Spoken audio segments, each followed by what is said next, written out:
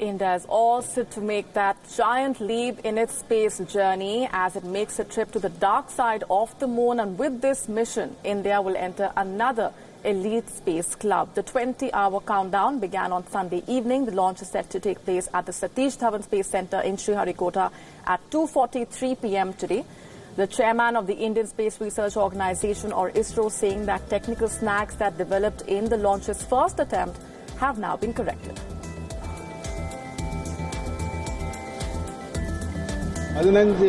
Very crucial maneuvers நடக்கும்.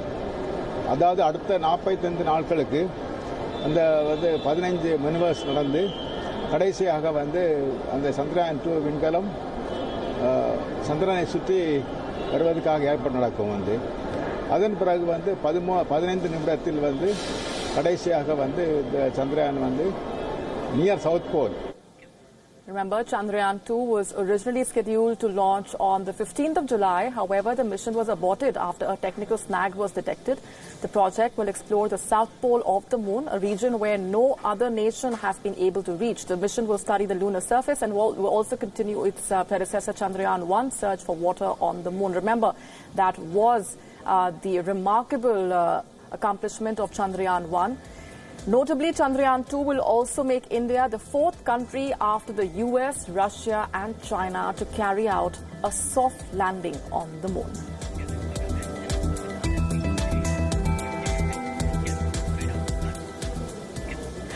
And joining us right here in our studios is Yuri Suri, former Air Force fighter pilot. He also trained for the country's first ever space flight along with Rakesh Sharma. Thanks very much for taking out the time to be with us here on a special day like this. If you can sum up for us, starting with how crucial this achievement will be for India and how ISRO has been making one leap after another in India's spectacular space journey. Well, thanks for inviting me, Molly. It is a very significant time in the history of aviation as well as space exploration for India. For many reasons. I can't pinpoint one reason.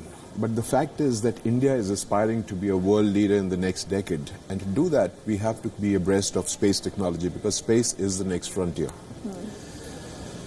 Having been to the moon once and done an impact landing, we haven't soft landed on the moon as yet. This one is very special because we're going to be attempting a soft landing on the moon, landing Vikram and Pragyan there so that the Pragyan can go out and explore the surface of the moon. That too, the surface in an area where nobody else has been before.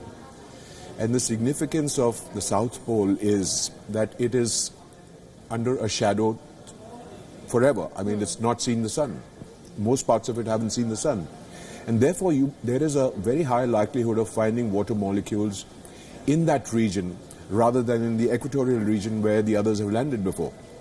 And there too, Chandrayaan-1 had actually spotted some water crystals.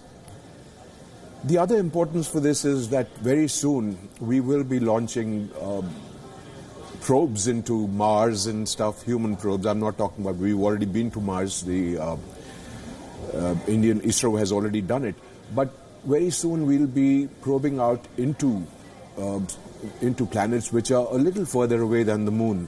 And this moon could then be used as a staging post because it's easier to launch rockets from the moon than from the Earth. I mean, they've got a lesser gravity in the moon, so it could be used as a staging post.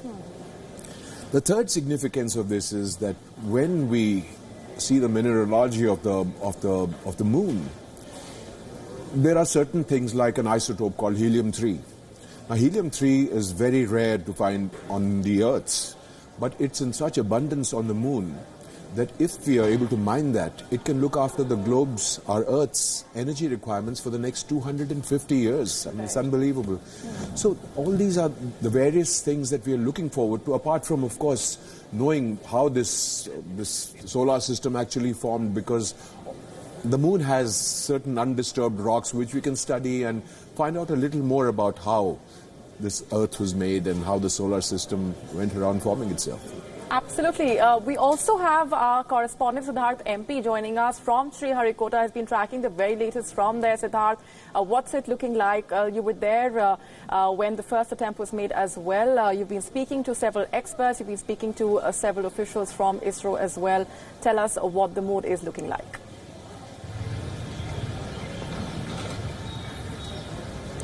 Yes, it's that last crucial 40 minutes ahead of the launch, and here absolutely the atmosphere is palpable, and clearly you can know that there are several thousands of people waiting at the launch gallery to witness the launch live, because it's history being made by the heaviest Indian rocket, weighing at about 640 tons, and they're all gathered here in large numbers: school students, college students, people with a background in science, all of them waiting to witness the Bahubali rocket liftoff from Sriharikota. And of course, these are also tense moments, because it was in the last 1 hour that on July 15th, there was a technical snag detected. And we are sure this time that ISRO has done all that they can, because it was indeed a marvel that within 1 week they rectified the technical snag, or rather the leak in the helium gas bottle in the final stage of the rocket, and ensured that the launch can take place within 1 week and not wasting much of time. Because for such complex missions, there is something called a launch window within which one has to launch. If not, it would be a month-long or several week-long wait.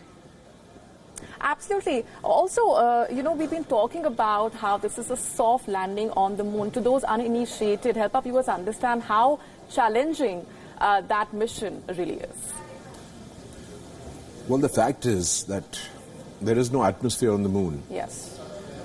When you want to land something on the moon, either you land it by a parachute doesn't work there because there is no atmosphere.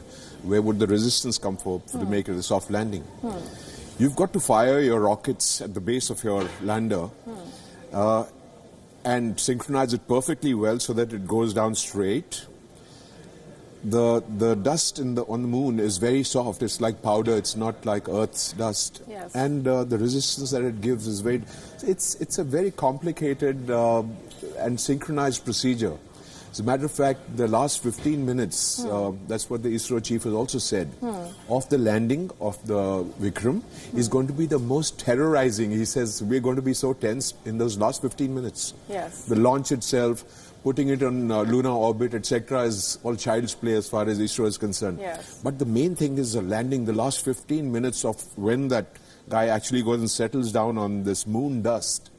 That is the most difficult part. So the soft landing. Yes. And the significance is that, of course, if you make an impact, you break up the entire lander. Yes. With a soft landing, you've got a robot inside which is going to venture out onto the moon and then do the subsequent experiments that we are supposed to be carrying out there. And also, you know, the significance of 2:43 p.m. You know, the timing that is chosen for these launches is also something that has been talked about and is a matter of great intrigue, you know, as to the calculations, of course, that go into selecting a certain minute of the 24-hour cycle. Well, that's not rocket science. Actually, it is rocket science. The point is, you've got to work backwards from the position of the target planet that you're going to. For instance, if you want to intercept the moon, so the moon keeps going around the Earth. Yes. Now, you've got to figure out that from here, you've got to catch the moon. Yes. When should you actually go into lunar trajectory? When should you leave Earth's trajectory? And therefore, when should you get into Earth parking orbit? And therefore, when should you launch your rocket so you get into parking orbit so that you can leave the Earth orbit and go to the lunar orbit? Right. So it's actually working backwards. And if you do it to the minute, we launch towards the east always because the Earth rotates from east to west. So you launch towards the east and you get into Earth parking orbit. From there, you are injected onto the lunar orbit and the lunar gravity takes over and you get into lunar orbit. And that's why that minute is very, very important. Otherwise, you'll miss the moon. Seriously. And there has to be a daytime in terms of the calculations that are made. That there has to be daylight or sunlight in that. That doesn't matter because the route. So that the calculation is done in such a way, or is that... No, that doesn't matter. Daylight doesn't matter because the last launch was supposed to be early in the morning, which is dark. Yes. I think it was when 1:47. when it lands on the moon, yes. When it lands on the moon, the South Pole is in any case dark, so there is no daylight there. Yes.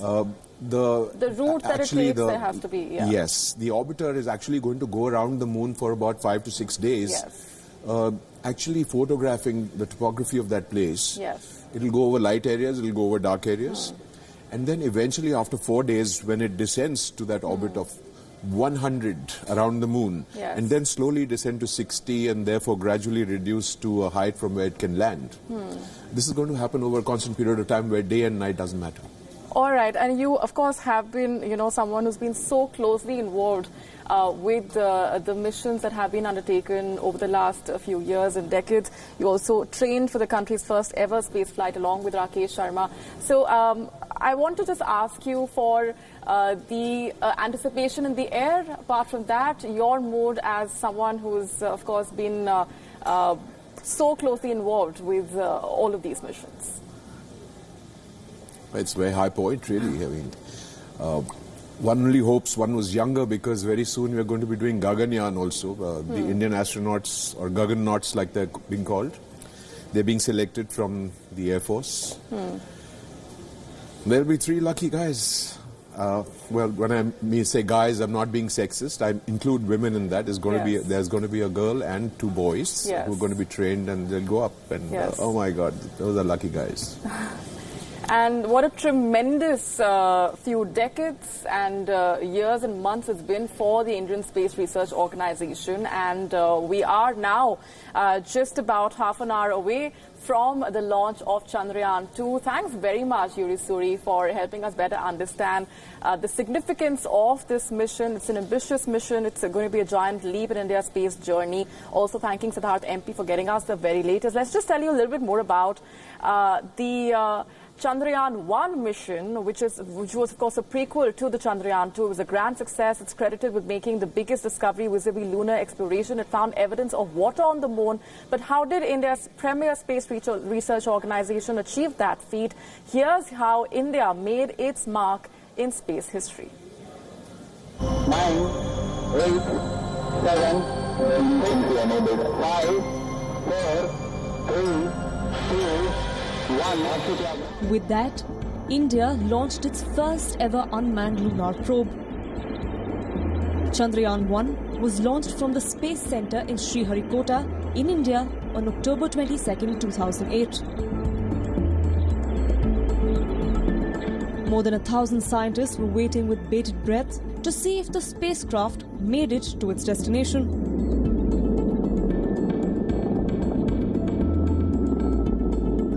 On November 8th, Chandrayaan-1 reached the moon. And on November 14th, India became only the 4th country in the world to place its flag on the surface of the moon. The Moon Impact Probe disconnected itself from the orbiter and impacted on the lunar surface near the south pole of the moon.